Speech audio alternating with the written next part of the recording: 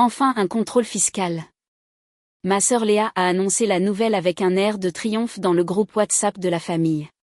Le message était accompagné d'une capture d'écran d'un courrier officiel de la Direction générale des finances publiques. J'ai signalé ton association bidon il y a des mois.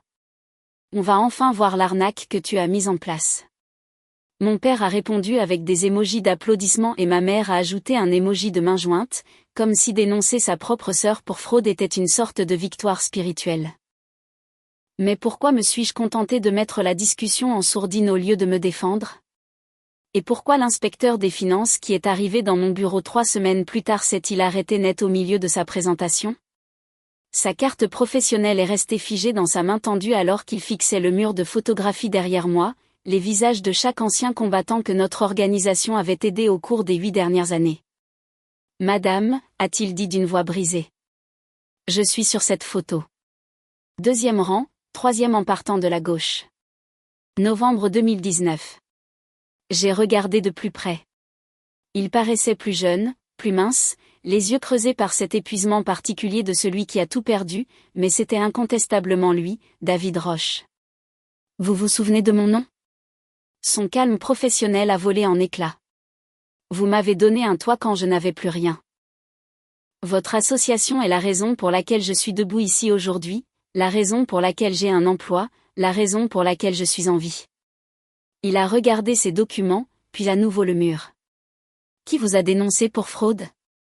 Parce que je dois comprendre comment cette enquête a pu m'être attribuée. L'association Seconde Chance était l'œuvre de ma vie depuis 8 ans. Je l'avais lancée après avoir vu un ancien soldat mourir de froid au coin d'une rue du quartier de la Défense à Paris, un homme qui avait servi lors de 2 déploiements au Mali, décoré de la Croix de la valeur militaire, et qui avait fini par dormir sous un pont parce que les systèmes censés l'aider avaient totalement échoué. Il s'appelait Marc Girard. Il avait 43 ans et vivait dans la rue depuis 2 ans. À l'époque, j'étais avocate d'affaires, je gagnais 250 000 € par an et je passais devant lui tous les jours pour aller au cabinet. Je lui donnais parfois de l'argent, de la nourriture de temps en temps, mais jamais d'attention. Puis il est mort seul sous la pluie et quelque chose en moi s'est brisé.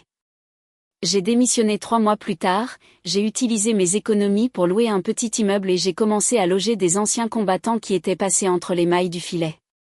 8 ans plus tard, Seconde Chance avait logé plus de 1400 vétérans, passant d'un seul bâtiment à 12 propriétés. Nous les aidions à accéder aux aides de l'ONAC, aux services d'emploi, au soutien psychologique et à la dignité fondamentale d'avoir une porte à verrouiller derrière soi. Ma famille avait d'abord qualifié cela de phase, puis de gaspillage, et apparemment maintenant de fraude. Léa avait toujours été la fierté de la famille, brillante en internat de médecine, chef de clinique, cabinet libéral prospère, mari riche et beaux enfants. Elle avait suivi le chemin tracé par nos parents et avait réussi au-delà de leurs espérances. J'avais pris un chemin différent. Faire mon droit les avait réjouis, mais mes choix suivants les avaient déçus. Ils approuvaient ma carrière d'avocate, toléraient mon travail associatif, mais la décision d'investir mon propre argent pour loger des sans-abri était jugée embarrassante. Tu pourrais gagner des millions, m'avait dit mon père lors d'une de nos dernières conversations. Au lieu de ça, tu vis dans un petit appartement de location pour gérer une œuvre de charité. Je loge des soldats qui ont servi ce pays, avais-je répondu. Tu gâches ton potentiel en aidant des gens qui ne peuvent pas s'aider eux-mêmes, avait-il rétorqué. Ils ont aidé à défendre notre liberté, le moins qu'on puisse faire est de leur donner un toit. C'est le travail de l'État, pas le tien. La conversation s'était arrêtée là, mais le ressentiment familial n'avait fait que croître. Chaque mention de Seconde Chance dans les médias était accueillie par le silence ou des critiques subtiles. Chaque prix était ignoré. Chaque succès était requalifié comme une preuve de mon entêtement ou de mon complexe du martyr. La dénonciation de Léa était l'aboutissement de ces années de désapprobation. David Roche s'est assis dans mon bureau, son dossier d'enquête fermé sur ses genoux. Je dois me récuser de cette affaire, le conflit d'intérêts est évident. Avant de le faire, pouvez-vous me dire ce que contient la plainte ? Il a hésité. Je ne devrais pas, je ne vous demande pas de partager des informations confidentielles, je vous demande de quoi ma sœur m'accuse. J'aimerais savoir contre quoi je me défends. David a ouvert le dossier et a parcouru la première page. La plainte allègue que l'association Seconde Chance fonctionne comme un système d'enrichissement personnel sous couvert de travail caritatif. Elle prétend que vous détournez des fonds pour votre usage personnel, que vous gonflez les coûts des programmes et que vous fournissez des logements insalubres tout en percevant des dons importants. Enrichissement personnel ? J'ai ri amèrement. Je gagne 4 000 € par mois, je conduis une Peugeot 208 de 2016 et je vis dans un 2 pièces.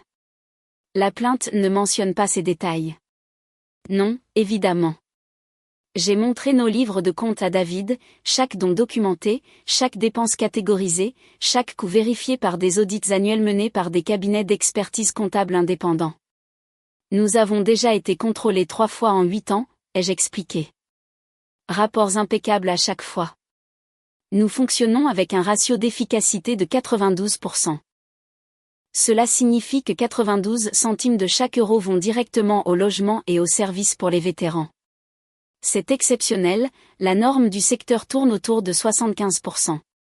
Je sais, j'ai conçu nos opérations spécifiquement pour minimiser les frais de structure. Mon salaire est bien en dessous du marché et mon équipe travaille pour moins que ce qu'elle gagnerait ailleurs parce qu'ils croient en la mission. Nous avons logé 1427 soldats depuis le début. David a de nouveau regardé le mur de photos. J'étais le numéro 847. Vous vous souvenez de votre numéro ? Je me souviens de tout de cette époque. Je dormais dans ma voiture après mon divorce et la perte de mon emploi. L'administration était débordée pour des mois. J'avais appelé tous les foyers, tous les programmes, toutes les associations de la ville. Tout était complet, où il y avait des listes d'attente, ou des critères que je ne remplissais pas. Vous avez appelé notre ligne d'urgence à 2 heures du matin. J'étais sur le parking d'un supermarché, sans essence, sans argent, sans espoir. Sa voix s'est étranglée. Quelqu'un a décroché. Pas un enregistrement, une personne. Elle m'a parlé pendant 45 minutes. Le lendemain matin, quelqu'un est venu à ma voiture avec une carte d'essence, un repas et les clés d'un appartement. C'était Hélène, elle gère notre cellule de crise. Elle m'a sauvé la vie. Votre association m'a sauvé la vie. Il a baissé les yeux vers le dossier. Et votre sœur vous a dénoncé pour fraude. David s'est retiré de l'enquête et une autre inspectrice a été nommée, une femme nommée Patricia Morel, qui n'avait aucun lien avec nous. Elle a mené une enquête approfondie, examiné nos comptes, interrogé le personnel et les bénéficiaires, et inspecté nos propriétés. L'enquête a duré 6 semaines. La conclusion a été définitive, aucune preuve de fraude, de détournement ou de malversation. C'est l'une des associations les plus saines que j'ai jamais contrôlées, m'a dit Madame Morel lors de notre dernier entretien. Vos contrôles financiers sont excellents et vos résultats sont exceptionnels. La plainte semble avoir été déposée sans aucun fondement légitime. Que arrive-t-il à la personne qui dépose un faux signalement ? Cela dépend si le signalement a été fait sciemment et avec une intention malveillante. Faire une fausse dénonciation au fisc est un délit sérieux. Le message de Léa est arrivé avant que je ne puisse la contacter. Alors, tu t'en sors ? Tu as probablement maquillé les comptes avant leur arrivée. Ça ne change rien à ce qu'on sait de toi. J'ai fixé le message pendant un long moment. Ma sœur m'avait dénoncé à l'administration fiscale, une action qui aurait pu détruire l'association, mettre fin à ma carrière et nuire aux 1400 vétérans que nous aidions. Elle l'avait fait sans preuve, sans discussion, sans même essayer de comprendre ce que je faisais réellement. Et elle croyait toujours avoir raison. La confrontation familiale a eu lieu lors du dîner d'anniversaire de ma mère. Je n'avais pas l'intention de venir, mais ma mère m'avait supplié, et j'avais fini par céder. Léa était là avec son mari et ses enfants. Mon père présidait la table. Tout était normal jusqu'au dessert. J'ai entendu dire que ta petite association avait passé son contrôle, a dit Léa d'un ton mielleux. Tu as dû engager de bons comptables. Le contrôle n'a rien trouvé car il n'y avait rien à trouver, ai-je répondu calmement. On connaît la vérité tous les deux. Quelle vérité, Léa ? Que j'ai logé 1400 soldats ? Que nous avons un ratio d'efficacité de 92%? Que je gagne 52 000 € par an pour gérer une structure reconnue nationalement? J'ai posé ma fourchette. C'est quoi la vérité au juste ? Tu penses qu'on ne voit pas que tu utilises cette charité pour te sentir supérieur? Tu as toujours eu besoin de jouer les martyrs, d'abandonner une carrière brillante pour jouer les sauveuses. J'ai quitté une carrière qui payait bien mais ne servait à rien pour faire un travail qui paye modestement et sauve des vies. Sauve des vies? Elle a ri. Tu donnes des appartements à des clochards, ce n'est pas sauver des vies, c'est encourager la dépendance. David Roche. Qui? L'inspecteur des finances qui est venu enquêter sur ta dénonciation calomnieuse. C'était l'un de nos anciens résidents. Nous l'avons logé quand il dormait dans sa voiture. Aujourd'hui, il est cadre dans la fonction publique, il a une carrière et une famille. Voilà à quoi ressemble la dépendance, apparemment. La table est devenue silencieuse. L'inspecteur était quelqu'un que tu as aidé? Ma mère semblait mal à l'aise. C'est un peu trop pratique. Ce n'était pas pratique, c'était une coïncidence. Nous avons logé 1427 personnes, certaines ont fait des carrières remarquables. David s'est trouvé être celui désigné pour enquêter. J'ai déposé cette plainte parce que tu voulais me faire du mal, ai-je coupé. Parce que mes choix t'embarrassent. Parce que tu as passé 30 ans à rivaliser avec moi et que tu ne supportes pas que j'ai trouvé quelque chose de significatif qui n'a rien à voir avec ta définition du succès. La réponse de Léa a été prévisible. Tu as toujours cru que tu valais mieux que tout le monde. Ton association n'est qu'une façon de plus de mépriser ceux qui travaillent normalement et ont des vies normales. Je ne pense pas être meilleure, je pense être différente, et ce n'est pas la même chose. J'ai renoncé à un gros salaire pour aider des soldats qui ont servi ce pays. Ce ne sont pas des inconnus. C'est Marc Girard, qui est mort sous un pont après avoir été décoré. C'est David Roche, qui contrôle maintenant les fraudes pour l'État. Ce sont 1400 personnes avec des noms, des visages et des histoires qui comptent. Et nous alors, on ne compte pas? Ta famille ne compte pas? Ma famille m'a dénoncé au fisc sans preuve. Ma famille envoie des émojis d'applaudissements quand je suis sous le coup d'une enquête. Ma famille a passé 8 ans à traiter mon travail de phase, de gâchis et maintenant d'arnaque. Je me suis levée.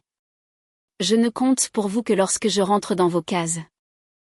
Dès que j'ai arrêté d'y correspondre, je suis devenu un problème à gérer, pas une personne à soutenir. La vérité sur la plainte de Léa a fini par ressortir. L'enquête avait soulevé des questions sur ses motivations. La plainte était détaillée, spécifique et entièrement inventée, le genre de rapport qui suggérait une vendetta personnelle plutôt qu'une inquiétude réelle. Madame Morel avait transmis le dossier pour examen.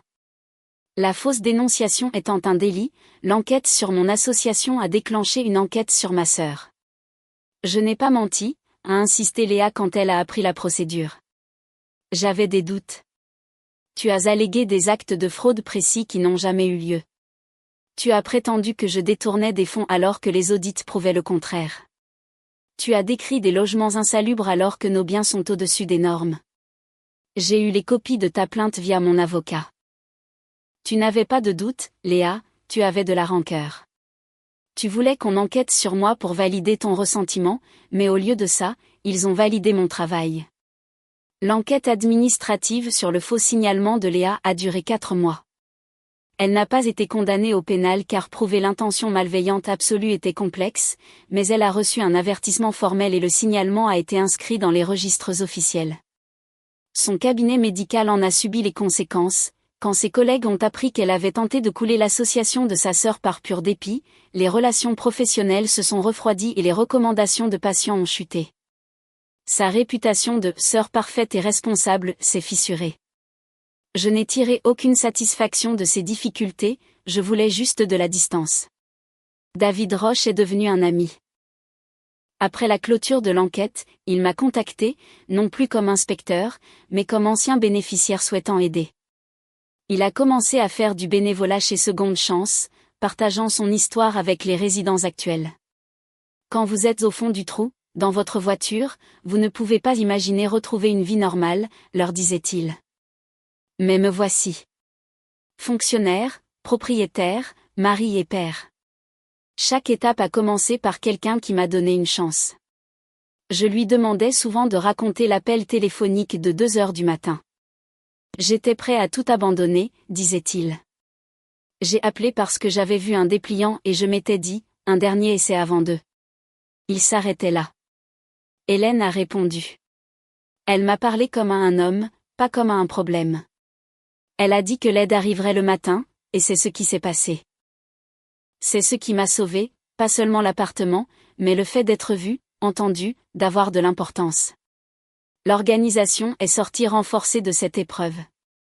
La publicité autour du faux signalement a eu un effet inattendu, les dons ont triplé en un an. Des gens qui n'avaient jamais entendu parler de nous ont découvert notre travail via les articles sur l'issue de l'enquête. Une association blanchie après une dénonciation familiale calomnieuse, titraient les journaux. L'histoire a touché les gens, une sœur dévorée par la jalousie face à un inspecteur sauvé par l'association qu'il devait contrôler. Nous nous sommes étendus à 3 nouvelles villes et avons logé 600 vétérans de plus. La méchanceté de Léa était devenue notre meilleure publicité. Ma mère a tenté une réconciliation 6 mois plus tard. Léa a eu tort de faire ce signalement, on le sait tous maintenant. Ah bon? Parce que je n'ai entendu aucune excuse.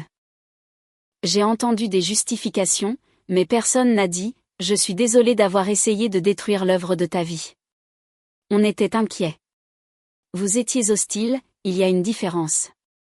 Quand on aime quelqu'un, l'inquiétude se traduit par des questions. L'hostilité se traduit par des faux rapports au fisc et des célébrations quand une enquête commence. Vous n'avez jamais essayé de comprendre. En 8 ans, personne n'est venu visiter nos centres, rencontrer les résidents ou s'intéresser au fonctionnement. Vous avez juste décrété que c'était une arnaque parce que ça ne rentrait pas dans vos critères de réussite.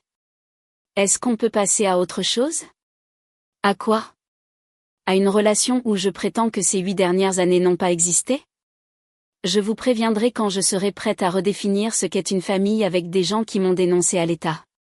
Le mur de photos dans mon bureau continue de s'agrandir.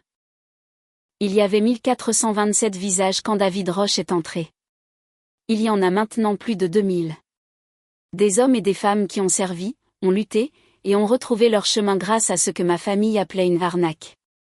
Chaque photo est une histoire, ce marin devenu enseignant, cet infirmier militaire qui a ouvert une clinique, ce vétéran de l'armée de l'air qui a renoué avec ses enfants. La photo de David est toujours là, 2e rang, 3e à gauche. À côté, il y en a une nouvelle, David, avec sa carte professionnelle, me serrant la main lors d'un gala de charité. La preuve vivante que l'investissement que l'on fait dans l'humain rapporte des dividendes imprévisibles. Léa et moi ne nous sommes pas parlé depuis 2 ans. J'entends parler d'elle par ma mère, qui sert de pont inconfortable entre la vie que j'ai bâtie et la famille que j'ai perdue. Son cabinet a repris du service, sa réputation s'est stabilisée. Elle réussit toujours selon ses propres critères, mais elle ne s'est jamais excusée. Elle n'a jamais admis que ses motivations étaient mesquines et ses actions nuisibles. Elle a tourné la page comme si de rien n'était, protégée par le système familial qui a toujours favorisé sa version du succès. J'ai tourné la page aussi, non pas en oubliant, mais en bâtissant. Chaque vétéran que nous logeons est une réponse à ces accusations. Chaque vie changée est une preuve qu'elle avait tort. La photo de Marc Girard est accrochée au-dessus de mon bureau. Je l'ai trouvée des années après avoir commencé, une copie de son dossier militaire fourni par un aumônier qui se souvenait de lui. Il est en uniforme, jeune, avant que les déploiements ne brisent quelque chose en lui. C'est toi qui as commencé tout ça, lui dis-je parfois. Ta mort a créé quelque chose qui a sauvé des milliers de vies. J'aimerais que tu puisses le voir. Il ne peut pas, bien sûr. Il est mort sous un pont parce que les gens qui auraient pu l'aider sont passés devant lui, moi y compris. Mais David Roche le voit, tout comme les 2000 autres vétérans dont les visages remplissent mon mur, les bénévoles qui donnent leur temps et les donateurs qui croient en nous. Elle m'a dénoncé pour fraude. Elle a célébré le lancement de l'enquête. Elle a dit à toute la famille que mon association était une escroquerie. Puis l'inspecteur est entré et a vu son propre visage sur mon mur. Un homme que j'avais logé quand il n'avait plus rien et qui a reconstruit sa vie sur les fondations que nous lui avions offertes. Son rapport de fraude est devenu son propre acte d'accusation. Sa malveillance est devenue ma force. Et sa certitude que je gérais une arnaque a été balayée par 2000 photographies d'hommes et de femmes qui savent exactement ce que signifie une seconde chance. Elle voulait détruire quelque chose, elle a fini par en prouver la valeur. L'agent qu'elle a envoyé pour m'abattre est devenu mon plus fervent défenseur, et la sœur qu'elle a tenté de ruiner continue de construire un monde qu'elle ne comprendra jamais.